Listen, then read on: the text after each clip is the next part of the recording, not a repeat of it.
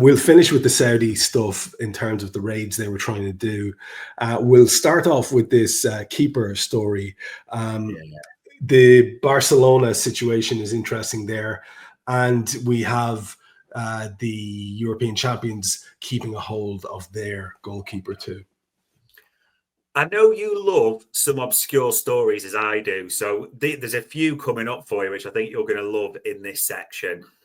Barcelona have got Ter Stegen, who many will think, well, German number one, top-class international. They've just won the league. Why possibly would they be looking for another goalkeeper? But they are set to buy Juan Garcia from, city rivals, Espanyol, for around, say, 30 million quid, which, again, people, it's just important to reiterate, Perisic and Garcia, Barcelona are already spending the money they don't have. So just think about that when we speak about Luis Diaz at the same time. But this keeper, apparently, and speaking to a Barcelona journalist on this keeper is like, a young Barcelona fan, grew up at the club, went through the youth academy, then went to Espanyol. So they see him almost as like the keeping version of, do you remember Gerard Piqué, where he went away to United, but then came back a hero? The fans are all for this and are really excited and wanted this. And part of the things the Barcelona fans also, I never really clocked this apparently, they despise Ter Stegen. And actually, this is a weird little story that you'll like. An article, or a poll, if you want to call that, was run online in one of the local various, Barca Catalonian outlets about what should happen with Ter Stegen. And the top answer, which got over 40% in one paper online and combined, was executed, Trev. So there's always a little story there as well. I'd have maybe just gone with sold, but yeah, that's maybe gives you an idea of the breadth of feeling that I didn't realise. But it does seem that Ter Stegen is absolutely not popular with Barca fans at all. And wasn't there something, Dave, about when they were celebrating the league win? There was something where the Hansi Flick and what's the dude that's been there as the Joan, the main man, Laporta, were having some sort of heated words. Apparently, it was about a footballer. Was that Ter Stegen? I believe it was. What was the reason for that? Just like that, there was talk about because Szczesny's their backup keeper, or he's been in, and he's about 600 years old now, isn't he? And he'd been in, then he'd been dropped. And there was a lot of talk that Laporta wanted Szczesny back in. Now, for everyone who remembers Szczesny, he left Arsenal, I'm probably wrong on this, but it feels like 6-7 years ago now as well. So for some to be even thinking he could be in above Ter Stegen probably says a lot in that regard. So yeah, it'll be interesting to see what happens there. And then the other goalkeeping one, Donnarumma, fresh from winning the European Cup, had been a lot of links with other clubs, hadn't he? Saying, he was set to move, but came out in the last few days and said, no, want to stay at PSG, happy here, so we can delete him, unless he's lying, from any moves. Right. Now, I know you've got some news about Jadon Sancho, whose career is very strange. You've also got some Milan and Napoli news for us as well, and maybe then one or two other bits. I know there's at least one Galatasaray story that we're going to get to before the end of this particular section, and then we'll finish with the Saudi stuff. So Euro roundup before we go to the last little bit there. Good shout. Yeah, we'll save Galatasaray and Saudi for the last two. But in terms of, I suppose you'd call them other movements, I mean, Jadon Sancho, multiple reports that Borussia Dortmund are back in for him on the third time, Trev, and will absolutely be looking to have Manchester United's pants down on that, because he doesn't want to stay at United. United don't want to keep him. I mean, for God's sake, Chelsea paid 5 million to not keep him, basically. I know they couldn't do the deal, but again, I think the big thing that's happened here is ultimately when you give a player a ridiculous contract over 300 grand a week, he is not going to give it up easily, isn't he? And it seems that Sancho wants to play football, but doesn't want to give up any of the wages. So he's happy to go, I'll play for Dortmund again, but I need my wages subsidised. So that's between you guys to work out. So we'll see what develops on that. as is on the screen, AC Milan are having a real reshuffle, if you want to call it that. Yunus Musa, the American international, Napoli are in for him, trying to buy him. And they also, and I'm probably pronouncing the name wrong, they had Benacer, I think it's pronounced, on loan at Marseille. So maybe there's talks of whether they can do that as a permanent deal or a loan for another year. So that's one to watch at. Other Euro moves, Paredes, a player he's been around every European club, hasn't he? France, Italy, but now looking at going back home. So Boca are set to do a deal for that as well.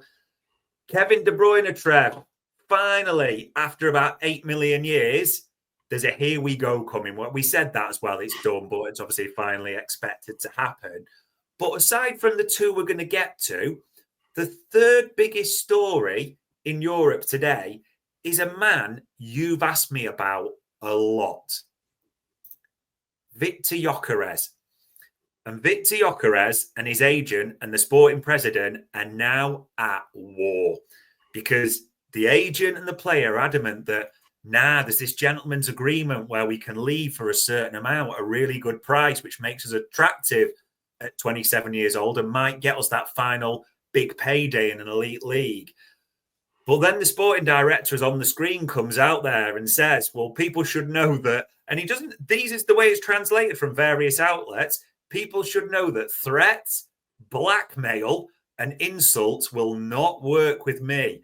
I can guarantee that Yarez won't leave here for 60 million plus 10 million in add-ons, and that's in euros as it appears. As of now, we haven't had one offer for him. And he goes on to talk about it that, something like 80, 90 would be more realistic, which I'm not being funny, Trev. This is probably a real death knell a little bit, I think, for Yarez, because I just can't see at 27 and the concerns that we've talked about, anyone ponying up the type of money that Sporting are asking for. And also the fact now that, it's outright war, isn't it, between the player, the agent, and the president? Like, this is just what looked like almost a certainty a couple of months ago. Now maybe explains, as we've talked about, why Arsenal appeared to have disappeared off the radar, why others don't seem to be in the mix. Price and a president at war might just be the answer. Yeah, you've failed completely to factor in Manchester United. Yeah, true. who could quite possibly do that. We will start wrapping up then, because we want to get to what did and didn't happen in terms of final day madness that we were kind of had half an eye on. Apparently, there was a fresh inquiry for a Liverpool player. There was some Fabian Ruiz interest and several other high-profile players. And when you get through that list of people who had their, what was that phrase, resolve tested, we might get to, I think, the most interesting story of the day, which is Bayern Munich and Galatasaray related. So let's get through the Saudi stuff first. Who were the players who were approached, or at least the agents who were approached at the last minute? Yeah, it's interesting to point out with this that when we did a bit of digging, and we've kind of used this before, and I'm not sure people have always got what we're meaning. The Saudis work different to all of Europe. And what we've said by that, or what we mean by that, is the Saudis don't work on European time because they've got all the money. So they don't really care too much. They don't work with the same urgency that other European clubs do in the market. So as a few journalists have been saying, they left it so late to do things, not thinking it would be that difficult, shall we say, and then like, no, it's too late, or we're not going to make the move there. So as a few reports came out, Šeško, they made an inquiry for, that was battered away by his team, no interest. We talked about Darwin, as you mentioned, we know the result of that one. Fabian Ruiz was inquired for, that got battered away. And it actually got that desperate, shall we say, for what the Saudis were trying to do. They actually started, Trev, trying to buy players between themselves. You know, all the PIF-owned teams just move players around that way. And as the Ornstein Bombers came out, Al Hilal were in talks to sign Kante. Remember N'Golo Kante from Etihad, 34 years. You'd almost forgotten he played for them, didn't he? And genuinely, sort of chasing this up today, it didn't even look like they got that done in time. You know, like unless something's going to come out later, like a loan between them. So Saudi almost, and part of the other thing that journalists said, which is borne out and true, they spent so long putting 5 different offers to Victor Osimhen because that was who they wanted to be the figurehead, you know, and lead it all. And that just fell flat. It all just went to pot a little bit from what the Saudis wanted to happen. So as it stands here, and obviously unless something comes out around Kante, disaster really in that regard for how it worked with them. So that's probably the second most interesting. And like you, for me, I think this is a fascinating story. And I've got a little twist on this for you as well. You'll like it. Leroy Sane, we've talked about, and Bayern, and obviously everything like that. And Galatasaray came in. And as Ornstein had it about 10 a.m. this morning, they're agreeing to sign him. They're trying to get it tied up. And he was going to the Club World Cup, wasn't he, with Bayern, and all that was done. This is practically done. Leroy Sane is not going to the Club World Cup with Bayern Munich at all. He is heading for the massive riches of Galatasaray. And when I say that, Galatasaray have blown all their budgets on this. And that's the starting context. And if we have got any Turkish fans, I'm going to apologise for my pronunciation because I did a bit of digging on this and we don't really get Turkish info very often, but it's our first time, so we're going to run with it. Give me a bit of rope on the pronunciation. The key term is, Trev, Başkan, which is the Turkish, apparently, if I'm pronouncing it right, for president. And a lot of the Turkish clubs will have president of their clubs, and a president like Spain has to be elected and gone in. Galatasaray, apparently all the Başkan candidates, if you want to call it that, they've all banded in together almost for the good of the club and have put mega money in front of Leroy Sane. And people will say, yes, they won the league. Yeah, absolutely. But just to be clear, paying Leroy Sane 15 million euros a year is destroying their budget. It smashed through their wage ceiling beyond belief. Not only that, Trev, the Başkans, if we're going to call them that, are bandied together and they're going all in for Victor Osimhen as well. They want Osimhen and Sane to be their sort of the lead in the face of Galatasaray, absolutely destroying their wage budget. And if anyone doesn't believe that, remember until a while ago, and this isn't being derogatory about the player, Wilfried Zaha was rumoured to be their highest earner, you know, the freebie from Palace and all that. I mean, so that's not being disrespectful, but there's levels in European football, isn't it? So, yeah, a club that no one had down may well have Galatasaray, Leroy Sane and Victor Osimhen leading their attack, who, if you're honest, Trev, there's a lot of Premier League clubs would do that right now, wouldn't they? Yeah, most, if not all, would be interested in having those two guys in their rotation for sure. Very much including us, I would imagine. It's a strange story for so many reasons, because it seemed, didn't it, Dave, for a long time that Sane was absolutely going to be staying around. In fact, there was a lot of talk about money being pushed around to ensure that he could stay there, that his wages would be taken care of. So it is a weird one. You did have a Kim Min-jae story as well, just before we finish.